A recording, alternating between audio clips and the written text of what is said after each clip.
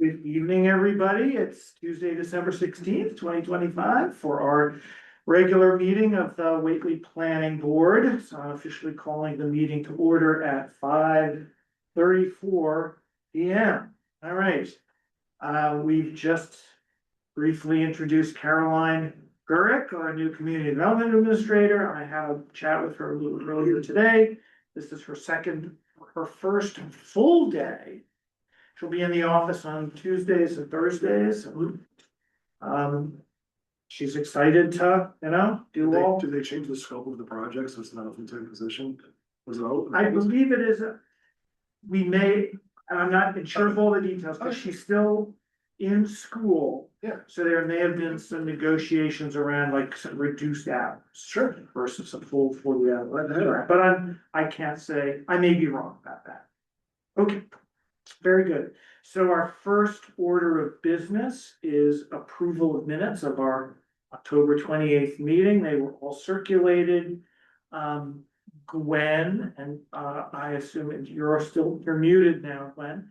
I assume that there were no other comments or changes? No. So do we need a moment to look over the minutes, or are we ready to make a motion to approve them?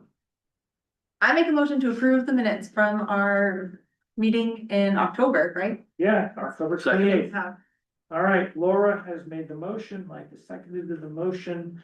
We're all in person, so we don't have to do roll call. All in favor? Aye. Aye. Nobody's opposed, unanimous. All right, very. If only everything was that easy. Yes, exactly. All right. So next order of business about candidates for open seat on the planning board. So I'm gonna, just not mention any names at the moment, but I've met with, I have been trying to prioritize maintaining certain pre-existing gender balance on the board. I've spoken to two highly qualified women who, for different reasons, have sort of said, like, I haven't gotten a definitive one way or the other.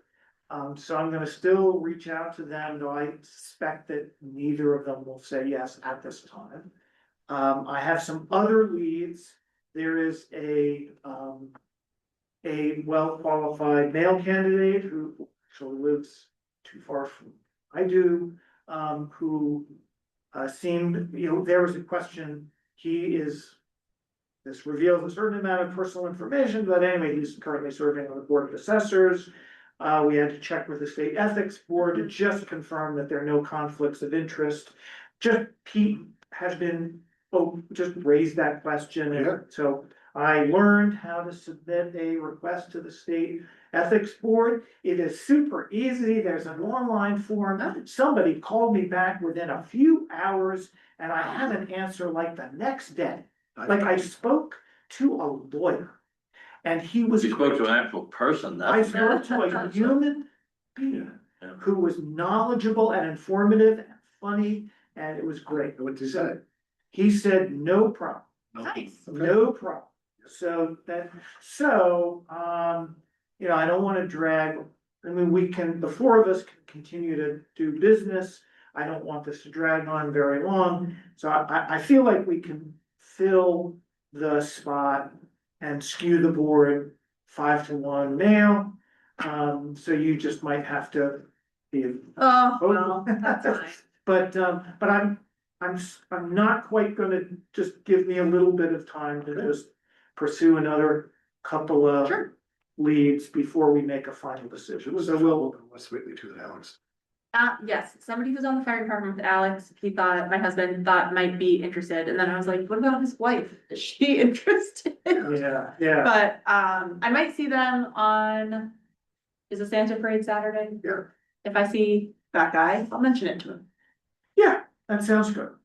That's all, I feel like I was actually pleasantly surprised that there seemed to be, I got lots of recommendations, of people who would be competent and appropriate, but you seem to run into this thing like they're super busy, or one is like really interested, but then took on other roles in the town, and it's like, well, maybe I should not do this right away, so. I do think people might be thinking that the time commitment is a lot more than it is, because it's really. Yeah.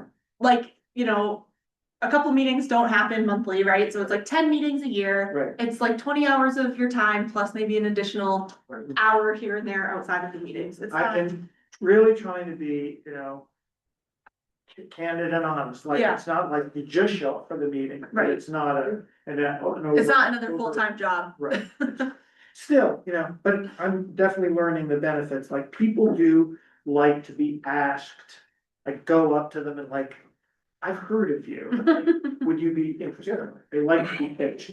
Okay, so, I'm gonna move to the next item of business, unless there are any questions about that, okay? Planning board, the election of planning board officers, I will remind you, I was looking back in the minutes, that last January of this year, we all verbally agreed that we should, on an annual basis, have an election. So I won't do it today, I just want to socially, like, remind you all that we'll elect a chair and a vice chair. And so at our next meeting in January, we'll do that. Currently I'm the chair, JD is the vice chair, and, Yeah. yeah, Are we gonna continue with Tuesday meetings? That, for my finance committee agenda, Tuesdays were good because we're meeting on Wednesdays. okay, The whole winter, spring, we're meeting Wednesdays because that's when the select board meets. I have no problem with We continuing on Tuesday. Tuesdays is good for me. All right, we'll get to that back at the end of the agenda, but Okay, so far I see no problems with that. okay. So, yeah, I'll say I'm happy to continue on as chair. I was gonna ask, are either of you looking to step? No. I'm not looking to step up. I don't mind being the vice chair, but I'll gladly step aside for that. I mean, all I had to do was once when you were out was say we were gonna have a meeting because it wasn't anything before us, but. It's very informal, we don't have to arm wrestle or anything. No. It's pretty much understanding like the procedures of how you call the meeting to order, Lose that. full parliamentary procedure and stuff. Okay, Yeah. so that's, all right, so, Oh, I do have a key to the town, to this building. yes, that's Okay. working. I got Sarah's key. Okay. Oh, yeah, in fact, I was gonna ask you about that. I so have that's Sarah's good key. to- That's good to confirm. I agree. Okay, so the fifth item is, it seems like this is not gonna happen. I'll let you know that, so Bay State Blasting owns a parcel up off of Chestnut Plain. They have been there for quite some time. Probably. Yeah. Well, it's been a dynamite facility cause Yeah, it was. I was a little kid when it started. Yeah, I've been there forever. yeah, it's been there for a while. I worked there, my brother worked there, my father Oh, worked there. interesting, okay, good to know. Yeah. So they came. It's been before- sold. Yeah, it was The company Pioneer, that was Supply- there it was Pioneer, got sold. Okay, and yeah, Bay State Blasting's been there since like 2008, 2010, something like that. The previous entity went out of business for some reason or another. okay, So then it got sold to another company that is using the same site for the same. Right. But as far as I understand, they're using it for the same purposes. But yeah, it's been there forever and They were in the beginning, using it for a lot less yeah, than what Pioneer Supply was doing, yeah. volume wise. So now they're before the zoning board, the ZBA, seeking an amendment to the existing special permit. yeah. And the ZBA held their first public hearing on that and continued it to the next meeting in January. Because during the meeting, it was sort of an initial meeting, and it came up that, the owners would like to add. Apparently, they wanna, there's a cap on the amount of explosive material that can be stored on site. Right. And it's solid, it's in some solid form. And they don't wanna raise that, but it seems like they want to now diversify to include storage of a different kind of explosive that goes by an abbreviation ANFO, Oh, ANFO. Anvil's been around forever. Yeah, and we stored it there when it was Pioneer Supply in vast quantities, so that's my confusion on. Is that so? Correct. Oh, yeah. It's all about, is it in bags? Is it in a trailer in It bags? was Is it in going a- to be, they were proposing a new outdoor storage They tank wanna put it in a silo. in a silo. Yeah, they wanna store it differently than what they were storing it as. That Yes, would be my and it would guess. be in larger, apparently their existing magazines hold 20,000 Yeah, pounds you of don't even have to gas. store it in a magazine because it's not explosive until it's confined Right. and touched off by something. It's been a It's long just, time. it's fertilizer. You could imagine a magazine similar to like a super shipping container. And there's different areas for that. Yes, yes. And you have to have, as I recall, it was like a dynamite, you had to have the info and you had to have the cap to make the whole thing work. Yeah, Right, They're also- the info is not even, it's just stored in a box trailer. They were all stored in different places, so Yeah. all the, like, part A, part B, and part C were not together. They're, Right. but the Bureau of Alcohol, Tobacco, and Firearms Yeah. heavily regulates. yes, yes. The So federal government. I actually wanna, I'll briefly short circuit this actually very interesting conversation. Yeah. To say, like, I reached out to the building commissioner to find out if, in his view, whatever they were proposing to do there, assuming it got a special permit amendment, would need to come before us for a site review. And Jim said no. And I still have no The reason use hasn't changed. to challenge that or. Yeah. So I don't think we actually have a stake here. So right now, I'm just alerting you that this is going on, though I will tell you. You know, Clearly, there's a lot of lack of understanding about what ANFO actually is. Right. There's apparently it's been clear that they are not currently, it's not currently there. And really? that's No, because what, they, yeah, so the Bay State Blasting does primarily like site work, so they do a cellar hole for you. Or trenching when they're doing roads, they don't go like Ireland. Yeah. Into like a quarry and do huge shots, you know, we put like 50,000 pounds in the ground. They don't do that, it's all very small. And most of them, even Pioneer, when they were in their heyday, like their info was at True in the quarry. Yeah. And like you have these big trucks that come and you like let someone else deal with all the storage of that. Like Pioneer always had dynamite and caps and boosters and Yeah, bags of info, but never like a silo not or. bulk side, not bulk. Yeah, the bulk silo was in, Truck or something. They like- yeah, they blow it, just like, info is ammonium nitrate, Yeah. it's fertilizer. I Yeah. Put it on my hay fields. okay, In fact, reading Judy's Yeah. email, and the farmers all around the aquifer are also putting it on their hay field, that Yeah. it's not, yeah. so. It's, and it's very well, misunderstood. Look, Okay. Judy, so I will, again, this is not gonna come before this board. Yeah. My perception of when I attended the first public hearing, just out of curiosity, the ZBA, and I'll probably go to the continuation. But the discussion of this, the introduction of ANFO and the fact that it's a liquid emulsion versus a solid, generated lots of, hairs going up on people's necks about now this is a liquid that could leak, it's over the aquifer protection district. Yeah, see, they're not even, the term, ANFO is not a liquid, it can't be a liquid, ANFO is a little tiny pellet. Emulsion is what you mix with ANFO and then it goes down the hole. So Well, the truck blends those two things together, so they may be trying to. Slip something by for people that don't understand either, like maybe they're trying to store emulsion as well, it's two different things. okay, they talked about a liquid emulsion, That is different than ANFO, 100%, okay, yeah. well, as you can imagine. It's not- We need to get you, yes, we clearly have some explosives experts that are needed by the zoning board of appeals. Because I don't know how the ZBA is gonna go, This facility went in before the zoning bylaws. I know, well, It went in before the I aquifer have district was been- even formed, right? I have been feeding to Deborah Carney, Yeah. like, you need to find out about what grandfathering applies and under what circumstances, Right. because Yeah. you may not. There's the question of, really, has the use changed?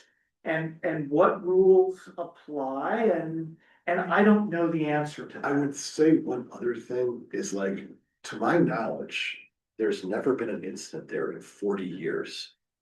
In what they do there, there's never been And I mean, if you good have an luck. accident, it's over for you, like you're, In 40 you're years, gonna it's pull in never been an issue. states, Right, and the Yeah. feds are gonna squish you. there were some comments were made along the lines of, well, there's hunting in those woods. Which seemed to be suggestive of, what if a hunter happens to shoot my and God, hit you one can't- of these, you know, Bulletproof. They're plate know, steel. you can Yeah, imagine. you could sit with the biggest machine gun in the world and shoot a giant thing of info, and it's just not gonna do, it doesn't work that way. Well, let me maybe. It doesn't, it might, if it caught on fire, it would just burn, like it doesn't. It's not gonna explode like a No. bomb, right? I don't know. I don't have any particular knowledge or expertise. I perceive the possibility of the ZBA possibly denying the special Right. permit, and I don't know whether it would be, I don't know what to say about whether that would be a good decision. The court. But if you have the time and inclination to sit in on the next ZBA meeting in January, which is already on the calendar, that's all they're going to do is continue the public hearing. I know you can't go up there like buy dynamite, like, you're like, oh, what? You can't go. up There's there- no farm stand, Oh, no, you're not buying it. That's safe.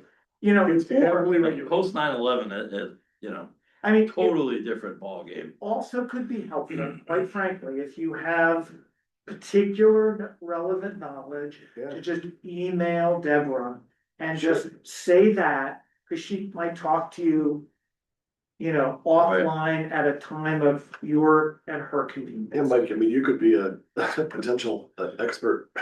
No, Not I'm really, an because expert, but you don't- I'd be interested in what they're actually asking. You don't have a Because piece it's- of game because you don't work there anymore. It's No. not your company, but you have a lot of knowledge. Yeah, I mean, the It's a good resource. burden, I mean, truthfully, the burden is on the applicant. But we understand that applicants, you know, we're all citizens without necessarily the right expertise. And citizens, rightly or wrongly, come to, maybe they don't make the best decisions. So the more that we can help get the right outcome, the better. But we have no dog, as far as I know, we have no dog in this fight. Interesting. Okay, but that's all about Bay State blasting. Okay, so, oh, well, I mean, I guess. Before I move off the Bay State blasting topic, so Judy Markland did circulate an email to all of us. And which, you know, and I privately communicated with Judy, she seems to feel like I think if she were in charge, she would just deny the request and shut down the whole business. But she made a recommendation that I put out a request on a listserv asking about this. And, I mean, again, I mean, I'll probably do that just to be helpful. This is kind of out of scope of our board, but I'm trying to help the ZBA, so. So anyway, you got that email. You can feel free if you wanna reply to Judy. Be careful about replying all, because open meeting law still applies for the four of us. But if you wanna comment to It's hard Judy, to not just hit the button. I know, I like to just remind you all Yeah. about that. And I did forward you the message about the conflict of interest training and all that other stuff, so you're good with that. So that's that. So, Was Judy a past board member? Yes. Correct, so, is there any reason why Judy shouldn't just be the other, she's a female, she seems to be she was interested. worked for 11 years and she's, Okay. I think appropriately decided it's time to. Okay. Attend other bit. Just was She wondering. seems to, you know, wants that, she's staying more engaged than I thought she would want to, but she, Is it maybe just the best thing she's quite concerned about in that? She's on the committee for the. Oh, okay. batteries. So that makes, Yeah. that's right, yeah, yeah, and she. I was just I wondering, think it just, she's co-chair of, or chair of co-chair of the historical commission, I mean, she has. she's still very much involved. And she's got long roots in town, but, She was very helpful in teaching me how to write a legal ad. I certainly In think. what? Right, how to write a legal ad. Yeah. Well, once she's got it, we know how to do it, Yeah. so she's very helpful. Okay, We don't always see eye to eye, but I greatly respect her. okay, so, I I don't know, and I know George, I see George is on the call, so I'll make sure to give George an opportunity if he wants to make any comments. Really all I wanted to do tonight, because I only got this draft. I just wanted to sort of give you the verbal and sort of go on the record about like more than my email, so everyone knows like what I did. So since our last meeting in October, I took the state model bylaw. I essentially, first, I did this in multiple steps. I just basically copied the original language. Then I went through it and using my best judgment and knowledge of our zoning, made certain changes to it to align with things that we've talked about and just like take generic language like the model used the term like the special permit granting authority. And I would replace that with the zoning board of appeals, which is our special permit granting. I made certain changes like that. And maybe, I don't know that I really deleted anything. I may have, like, I used highlighter when I made certain just editorial changes to the model bylaw. Having completed that step, then I went back comparing it to the more or less final draft bylaw that came out of the Energy Storage System Study Committee. And kind of went and pulled in provisions and put them in the parts of the new draft where it seemed like they went, like when I saw like, here's a seemingly, again, just using my best judgment, like when this, here's a provision, didn't seem to be addressed or covered in the model. I just kind of pulled it in. And that was really all I had time, like to complete one full draft with some inclusions from the storage committee. And then documenting what my best sense of what still needs to be done, kind of open, unresolved issues. I've said that I've left out for now the language about a licensing board. I can say more about that. Ask, but what I wanted to accomplish tonight was just state where I sort of make sure we have an agreement that my goal is to get a final bylaw through all the wickets we have to get it through in time to go on to a town meeting warrant in this coming, I assume, June. And I think what that probably would mean at the latest is that we would do a public hearing. We'd over like January, February, come to some agreement on final language, have a public hearing in March. And I think there's always a risk here that town meeting could be April, because it keeps, last year it seemed like I got an early indication like town meeting's It gonna was be always April, then it got, the last couple years we bumped it Yeah, because we're waiting for figures to come in and we don't get the elementary school figures until like March. yeah, There's not enough time, so it's been bumped. Permanent, which is for the better. and I have, the uncertainty means I kind of have to initially plan on like Middle of potential April. Yep. And then we might get the breathing room to have some extra time. They did permanently move it to June. Did they? They've changed it, yeah, it is June. Oh. That is it, it's, Okay, and from now on, it's, I wasn't aware of that. yeah, they have moved it to June. Okay. And by the way, as an aside, I don't know if I learned this at you probably all are know more about this now than I do, which is fine. No harm to foul. But, I went to the Whately Scoop folding event at Joyce's house, which is a fun, Yeah. like, there was some box wine. I mean, it was like, anyway, but I learned that Joyce is stepping down at the end of her current term Yeah. from the select board. They're looking to replace, recruit somebody new to the select board, and that Nat is gonna also step down as town moderator. So there's gonna be some changes in town leadership, just sharing that. I think it's, Apropos if we enough. see if like, the national level people have been being on boards for way too long. This is a good thing, to have this change order. Yeah, I mean, I don't know that other names. Although, I must say, I don't want Scott Jackson to have to retire from the commission because he's amazing. He's an expert. Yeah. He's an Yeah. expert. Yeah. He was one of my professors. Really? Very, very interesting. So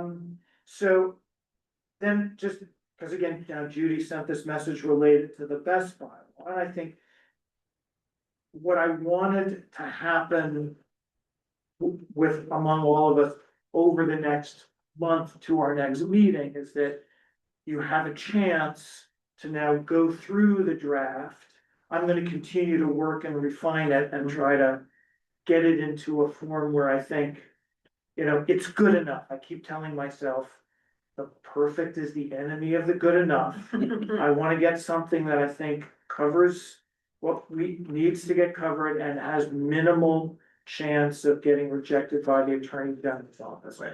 Which leads me to also sort of, I wanna catch you up on a few things about the DOER office hours that I attended. So in October, I said there's this upcoming opportunity in November to attend an office hour about these bylaws and interact with state people about it, and I did that. It was good, it wasn't as much as I'd hoped for the following reason, there was like a lawyer there.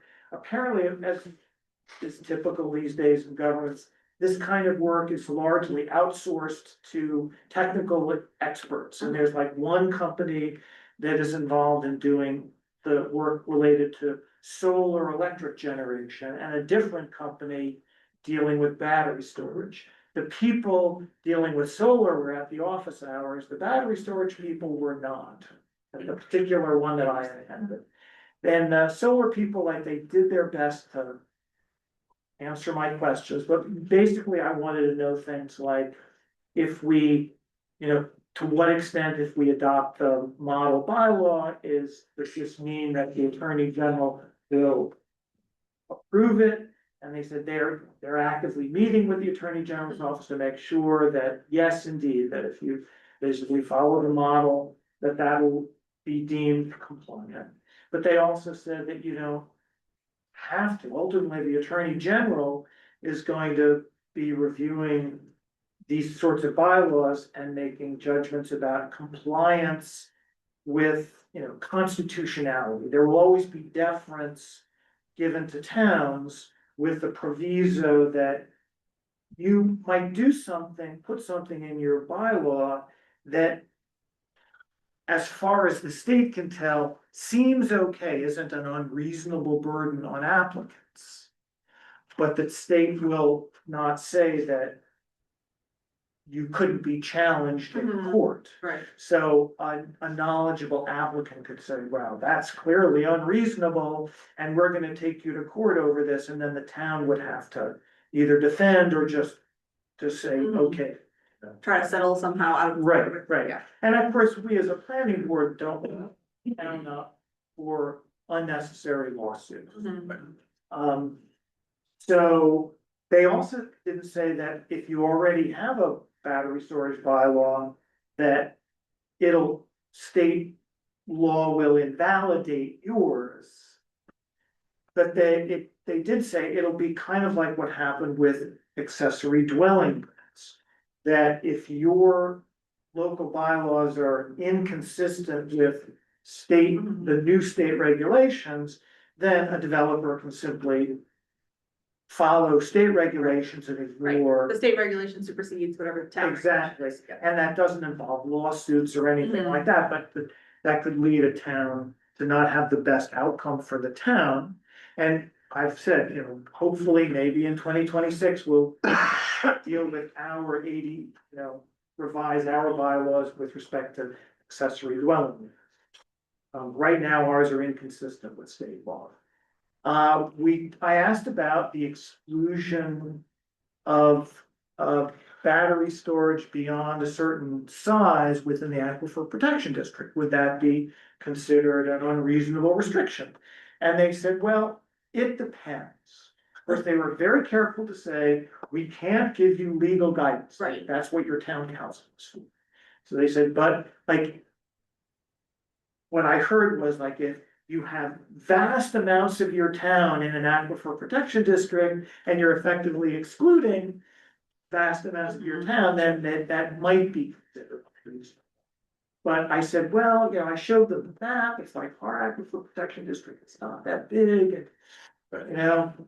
So they said, probably you'd be okay there. We had a discussion about, then we had a discussion about private wells, Mhm. right? Like, because there had been a proposal in the original draft of like setting these setbacks from private wells. And I will, haven't done this yet. I did have an interaction by email. I don't know if I forwarded this to you with the Board of Health about I didn't want I to don't think overburden I've you. seen it. I didn't Yeah, want, okay. I didn't want to make you crazy, but I had an interaction like a 3 months ago with the Board of Health on this very issue. Like, I wanted to know how accessible or publicly available are the locations of all the private wells? Like, if you're an applicant, can you go to a GIS and There are map? Like, I don't and, think so. I would doubt it, yeah, I don't. and there, I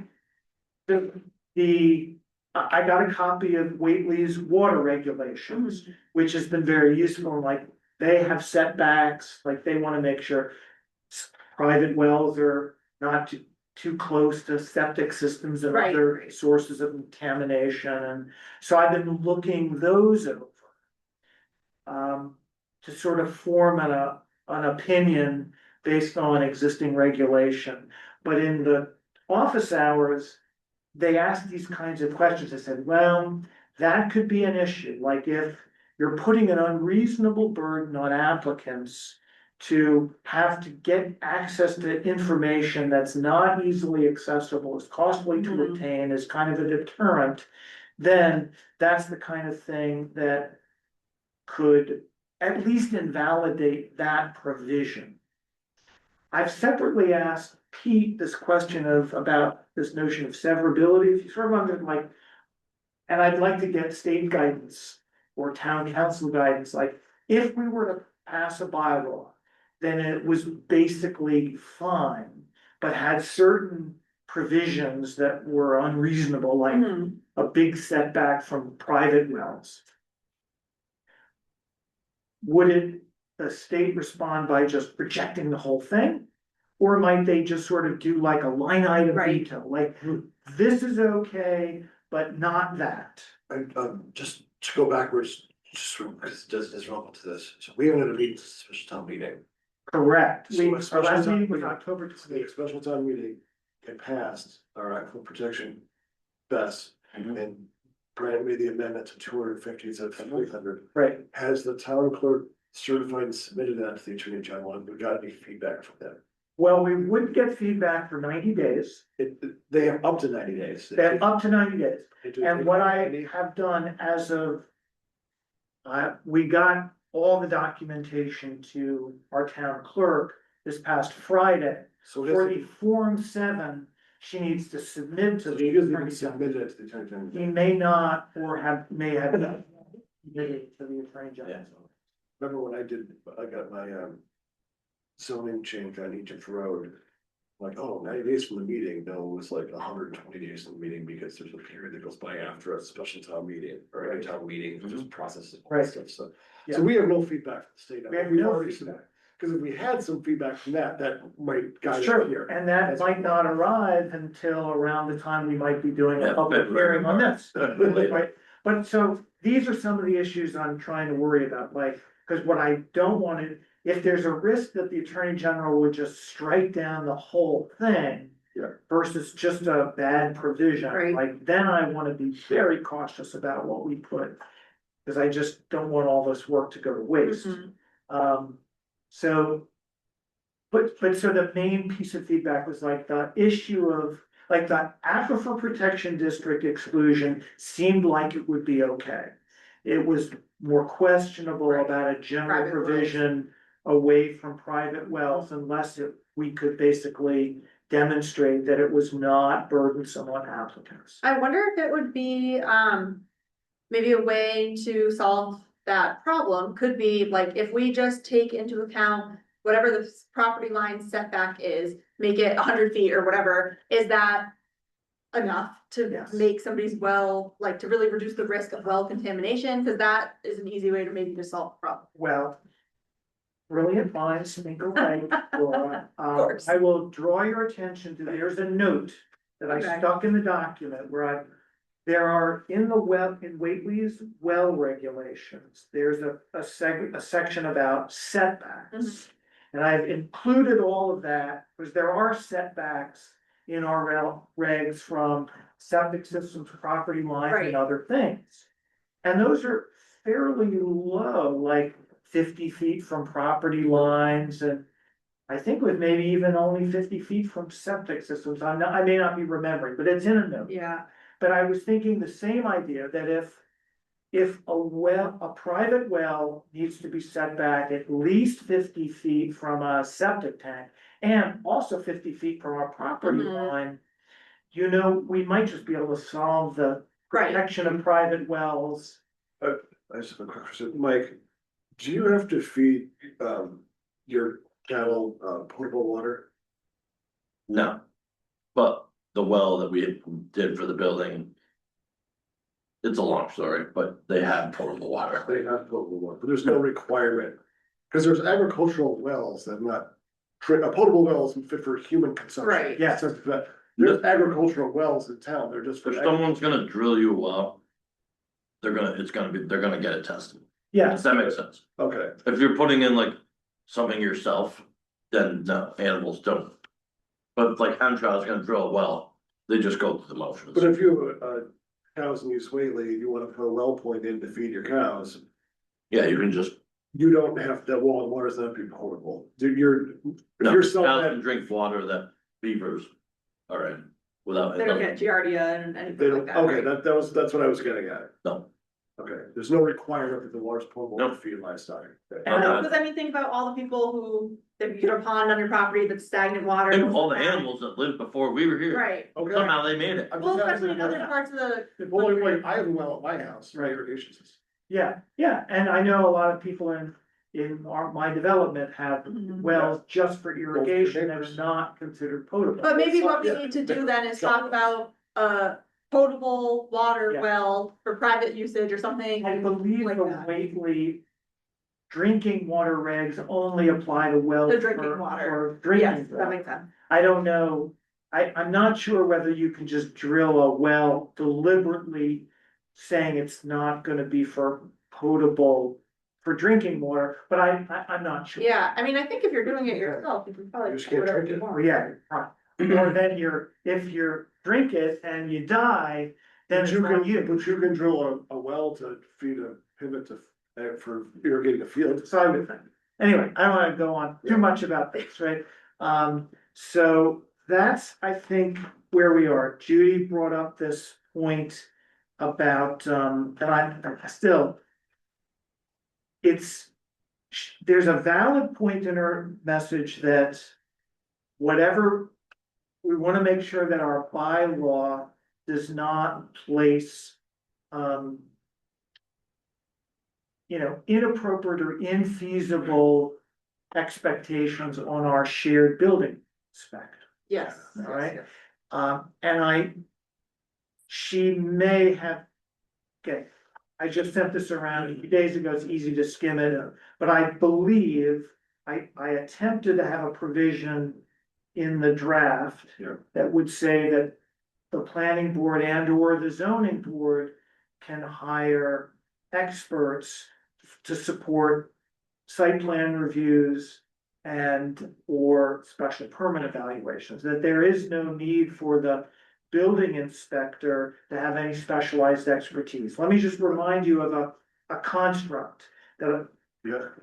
I was gonna say that prior to my time on the board, there was some conflict with the building inspector, and maybe the board felt that the building inspector was not as confident as it should be in handling the type of issues and stuff like that. So there's some history with the building inspector and what he did. There it is. I'm obviously the biased builder, I have to work with them all the time, I have great faith in the building inspector and what they do. Yeah. So they have my full support for their competence. And but they're not, yeah, I wouldn't expect the building inspector to make assessments about what's the appropriate financial surety in the event of, Right, that's not your accident. area of expertise. The building, the Bath City CMR calls out, when the building inspector needs help or assistance or something like that, it always gets deferred to hiring a specialist or an Yeah. engineer to consult or stuff like that. In anything like this, there's gotta be a consulting engineer that submits a plan that's stamped for it. right, Pretty much the only thing you don't need it for is doing a 1 or 2 family toilet under 30,000 cubic feet. Everything else, you have to replace the filter engineer involved for all of this stuff. anyway, I just wanted to, like, acknowledge you got her feedback. I got it, yeah. I think, I wanted to reiterate that there were these like 3 permitting scenarios I'm trying to build into this bylaw. The first scenario is the use is just allowed by right. These are small, there's minimal risk. Like your You house. can do it like at my house, right? Yeah. Up to a certain size. Then the next higher tier is site plan review. It's by right, with, but site plan review. Site, With what that does, and I'll just reiterate so everyone's aware, what site plan review would mean is that we have insight into what's being done, we can see the plans, we can waive, there's a whole lot of requirements for what needs to be submitted for a site plan review, but we explicitly will have discretion to waive certain things if we feel it's unnecessary, like if something is just above the threshold, we might say, well, we don't really need this, we don't really need that, we have discretion, but and then if something doesn't comply to bylaws, or like we couldn't, the only time we could deny site plan approval is if something were not conformant with zoning bylaws. Otherwise, approval is non-discretionary, and we can put in conditions to, in our area of responsibility for screening and noise and things like that. Cause it could be a concern that some of these storage facilities, they have HVAC systems, they can generate noise. So they're reasonable things where at site plan review, we might intervene. The next tier is site plan review and special permits being discretionary, where we might, in those situations, be sequencing the permitting where, because if the ZBA were to deny a special permit for whatever reason, there's no point in doing the site plan review. Yeah. However, the other thing that I'm still trying to wrap my head around and for us to be aware of for when these things go into effect is the new state rules are going to require what they call comprehensive permitting. And there's going to be like a 12-month start to finish deadline for cities and towns to provide, a yes or no. Yeah. And so, If we can't get through it, they get it. right, and so I think, now it could be like if the ZBA were able to sort of sort this out over a few short months, and then we pick up the ball and sort it out over a few short months, we're within the 12-month time. But we might end up finding ourselves where we kind of want to be doing like joint public hearings. So we're moving both processes along and not putting them, It'd be more efficient. it would be more Yeah. efficient. Have we had that discussion with the ZBA yet? No, right? But something to be aware of. So I take her point.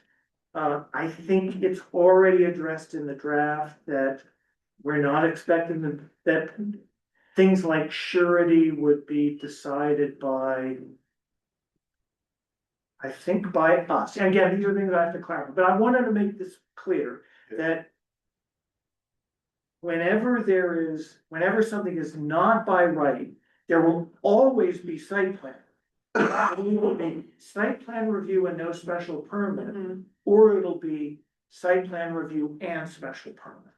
So in a way, if we say, if something requires site plan review, that's like, then it might also need a special permit, but we'll always be, we'll like be at the table to review Right. first. So we issue order of conditions or something for a site plan review, those get attached to the registry of deeds, right? I think, I think site plan approval documents are attached to the registry of deeds. There are certainly I would- gating conditions for issuance of a building permit. So there's. You could have a developer developing something, and then as soon as they sell it to another organization, sells it to another organization, just wanna make sure that these go to the successors. will sign I believe that's the way Yeah, it that's the case, whoever's the new party coming in to take control is Yeah. bound by the rules that we set in Yes. day one. Yes, yes, and that's Yeah, we gotta certainly make sure true of that's- special permits. We wanna make sure that is the case. Yeah. You know, you can just look at it. So that's really, Find an answer. so that's my sum of where we are. Your homework, the next meeting is to look at the draft. I'm gonna continue to work on the open issues. If you have, I mean, to the extent that you can do this sooner rather than later and send me any comments or questions, that gives me an opportunity to like deal with it before our next meeting. But my goal would be to have a new updated draft by our next meeting. Is there anything else on our horizon for special town meeting, or for annual town meeting? Well, that's a great, let's take that up Okay. before tonight is over. Okay. I'd like to move off battery storage. Sure. But I wanna see, George, I think has come off mute. George, do you have any comments or questions? I do. Can you folks hear me okay? We hear you great, please proceed. Okay. I think the draft, as I was able to skim it, looks great so far. I think you're on target with that, Brent. I do agree with the clarification that Judy asked for around the surety and who hires the engineer to do that and where that falls. I did want to just mention licensing and why that has come up. The outputs of the study committee were two major components. One is the zoning bylaw, which you're working on through multiple iterations. We did, I think, have a little influence on the state in the back and forth there, and I think we're in a good place with that and where it's coming. The other issue we tried to address was what happens after these things are sited, they're built, they're installed. And what we're seeing nationally, and we looked into quite a lot of this, is that in a lot of cases, it's large investment firms coming in and building these, and these things changing hands to private equity shortly after. So how do we build in any long-term accountability and inspections on these things to make sure that they're being maintained, which is crucial for these, especially the fire suppression systems, where we've seen catastrophic fires nationally. The huge one in California just a year or so ago, the one with fatalities in Arizona before that. There are indications that the fire suppression systems either were not maintained adequately or the technology was old and had not been updated to current protections, especially in the California case. So what we had thought to do in addressing that was to come up with a licensing provision under a general bylaw, which would not be a zoning bylaw and which went to the select board to address that. Because right now we're seeing no provisions for ongoing inspections and oversight of maintenance of these things by the state.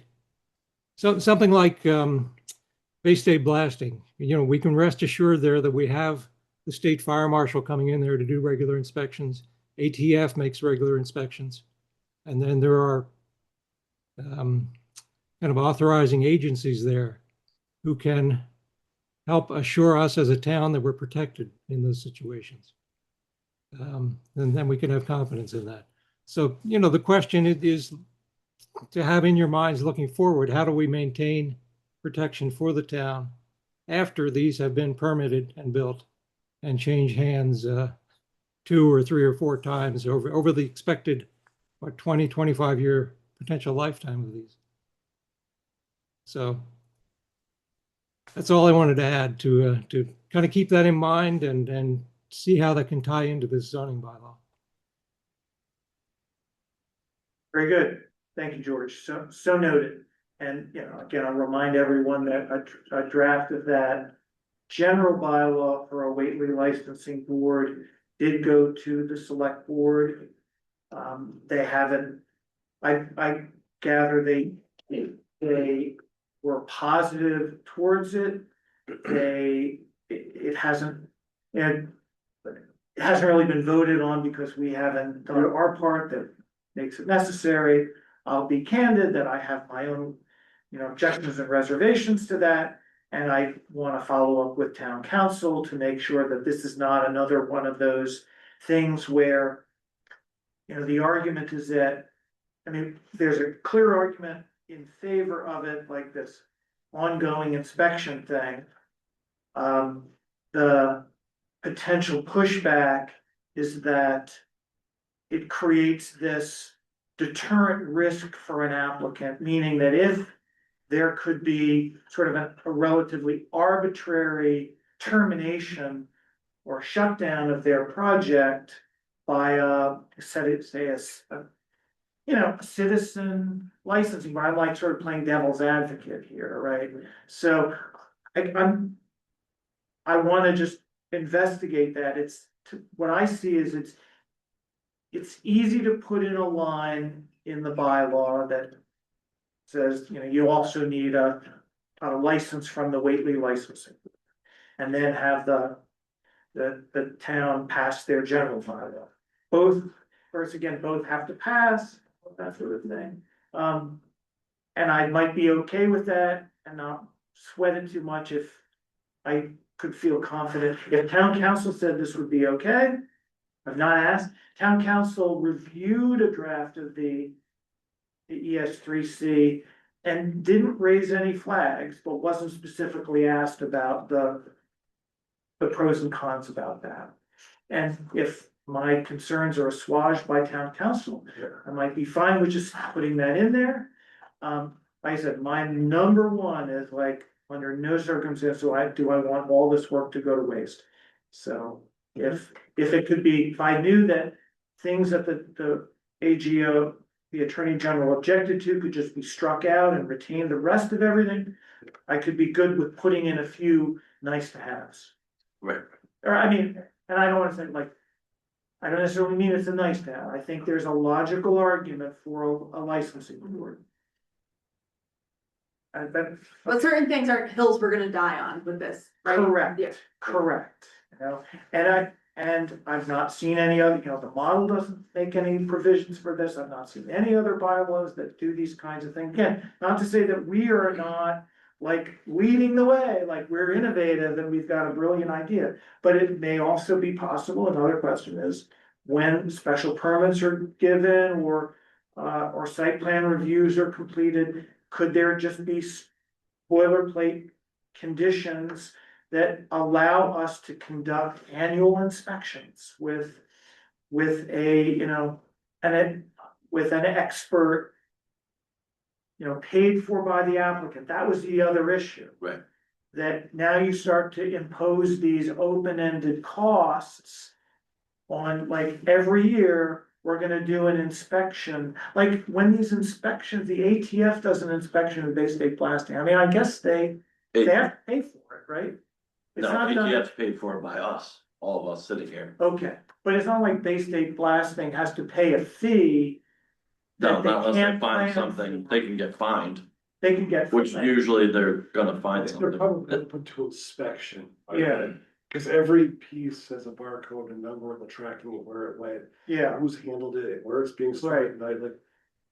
Well, my dad worked there years, so they couldn't even leave in a truck overnight, like, if these pieces went out, at the end of the day, whatever to get used, had to get Come put back. back and they Yeah. sure logged. but I guess what I'm saying is like, as a builder, JD, like if a town said, you can have your property or whatever, your thing on Egypt Road, but once a year, we're going to conduct an inspection. That- And you're gonna have to pay, we're gonna choose, There are inspections, okay, and it's not so much for me, cause I'm not open to the public, okay, and there's a number for it, and I forget what the number, Chief Kennedy could tell you. But the fire department, the fire chief and the building inspector do these inspections of public places, congregation places. Annually or biannually, okay, and they have to pay for it, like, okay, I guarantee that Whately Inn has to do one. Any, like, in Northampton, all the restaurants, all the Smith College dorms, okay. all Have to those do it. places, they have to do those. So my And concern is there's a name for it and they pay for it. There's a, it's something, there's a code number they do, Chief Kennedy could tell you like that what it is. I have But a yes, question they have to for pay for for it. George. Yeah, go ahead. George, have you seen any other states in your research? You know, having oversight on, you know, after these are built? Are there any other states that are going in and making sure that they're being run properly and up to date, et cetera? Good question.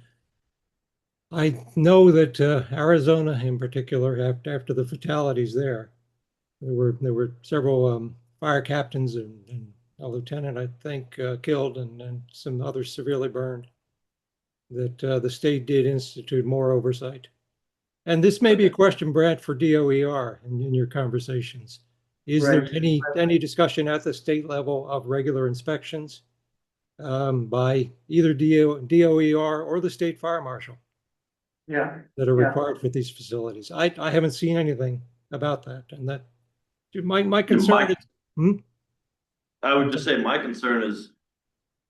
We can say that we want them to be run properly but who's gonna, like, I'm not gonna go there and know what's No, what. no. You know, there has to be an expert It has to and, be an expert, yes. yeah, yeah. The concept was that there'd be a license, a Whately licensing board, which ultimately came down to being just the members of the select board. right, And they would presumably Fine. hire Right. or have on retainer Yeah. somebody to do this. it seems to me that like the state in some ways is pushing these best things in the first place. Yeah, They should really be the ones to regulate, you know, yeah. it's, I mean, if they Agreed. regulate explosives, why not this? right, I mean, the federal government regulates the explosives, Oh, but, yeah, okay. but yeah, you're right, The I same mean, thing, it's just, Department of Energy, Yeah. are they gonna, I don't know, Yeah, step in it and help just- that? Okay, so. Okay. Questions keep thank you. piling on. Yeah. That's good. I'm glad, so we're making progress. Thank you, George. And so what I'd like to do is Yeah. move on. You got your homework. So, the next is like topics not reasonably anticipated. And until I was just waiting for you guys to arrive, there was nothing, and now there's something.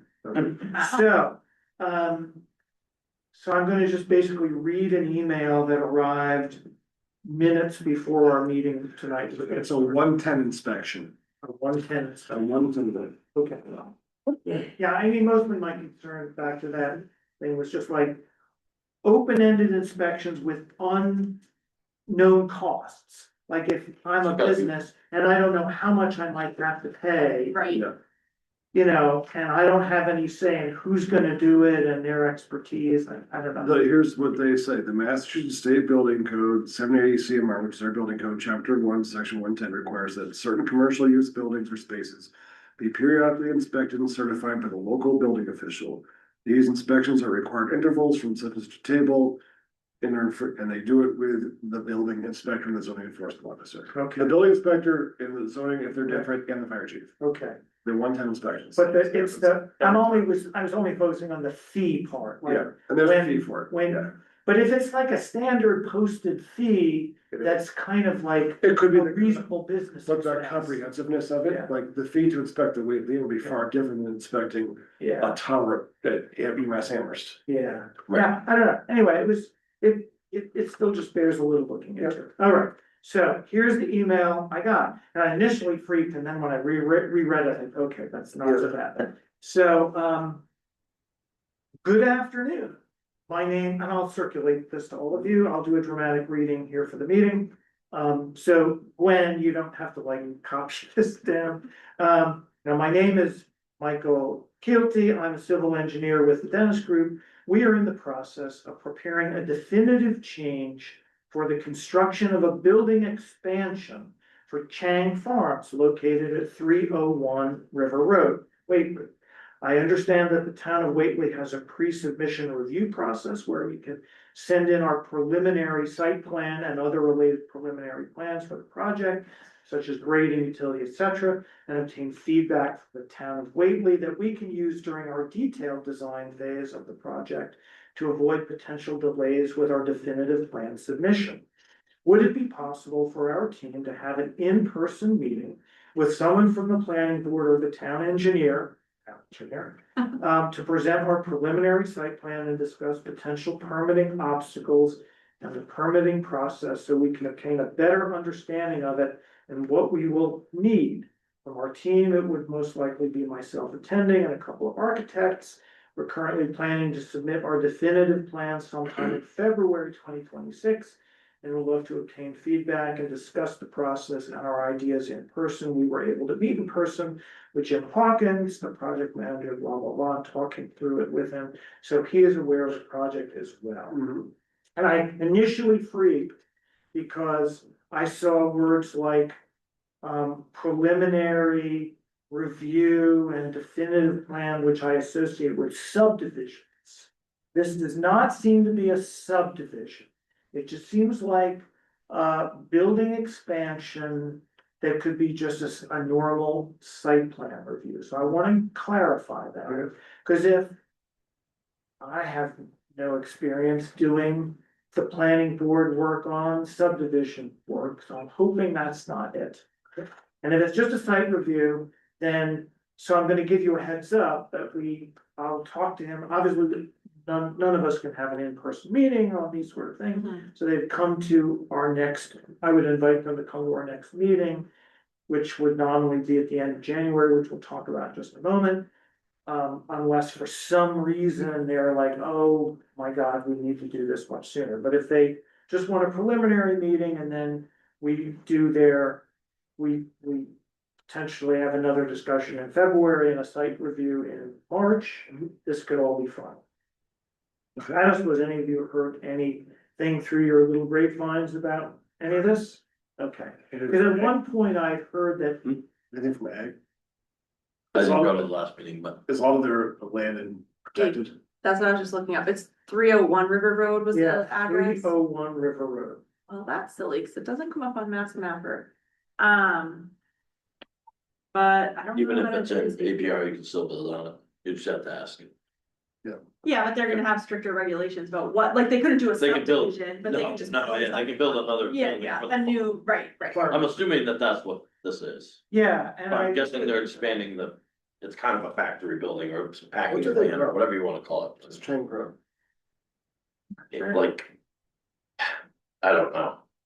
Sprouts of some kind, there's a name for them. Okay. If I Microgreens, heard, no, it's a special, a very, very like hyper specialized thing. Okay. Okay, well, so I'm going to reach out to Jim, just to say like, are you directing them to the planning board for a site review? Cause always, in theory, all this stuff should be at the direction of the zoning enforcement officer. Yeah, Right. 100%. So, so that was the only new thing, and then I was going to just discuss what I believe is the date for our next meeting. I have nothing to add on the exit 35 committee. Okay. And apparently Caroline didn't even know she was now going to be heading it up. Good for her.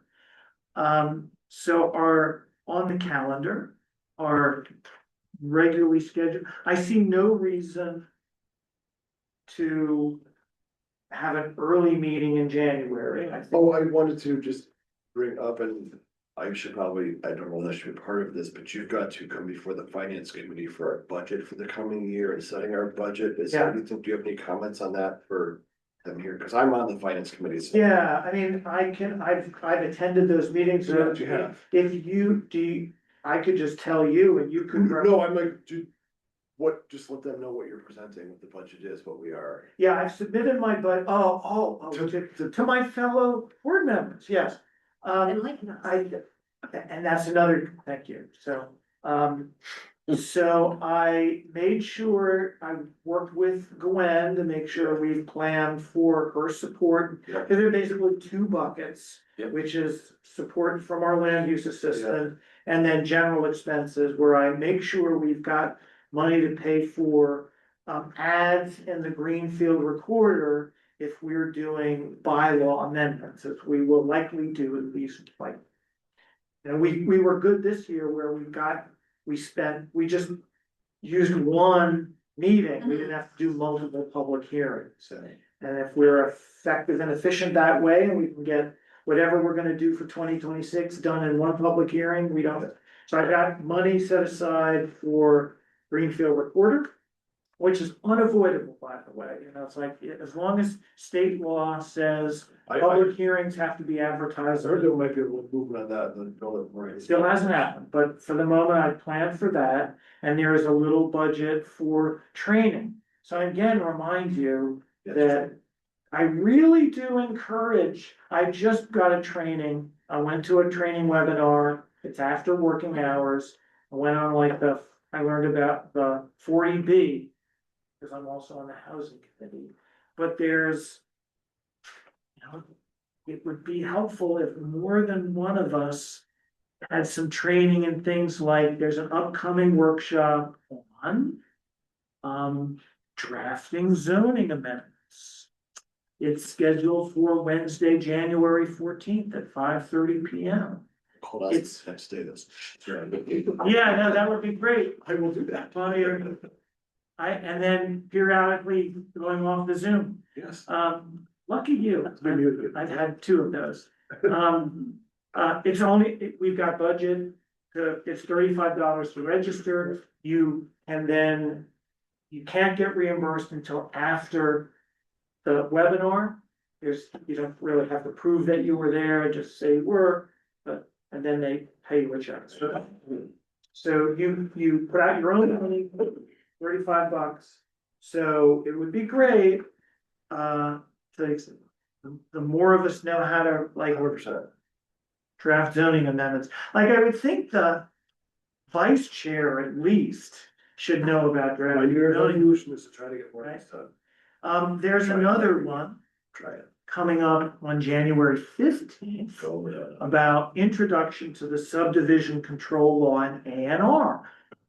Now, someday we gotta update our subdivision control laws, cause one day somebody's gonna show up, like an email like that's gonna be, they're gonna do a subdivision, and I am going to soil myself. Cause that's terra incognita, alright? So I think I may have signed up for that, but more the merrier, and I think those were Okay. those were like the two. And I would really strongly, it's on Zoom, and then you get slides afterwards that you can circulate to all of us. I wish it were on demand and you could just pay and watch a video at your own time, but It would be anyway. a lot easier. So that's, so our next meeting is to occur on Tuesday, the 27th of January, starting at 5:30. That's still Yeah, it's good for everybody. Yeah. I see no reason there's no other urgent business that would motivate us to have an earlier meeting in the calendar. cool. And so is there anything else that's on anyone else's mind? No. Then one of you could feel free to make a motion to adjourn. I make a motion to adjourn. Mike moves to adjourn. Does anyone want to second I'll that? second it. Laura, so we have Mike and Laura. So all in favor of adjourning? And Aye. unanimous, we are adjourned at 6:43.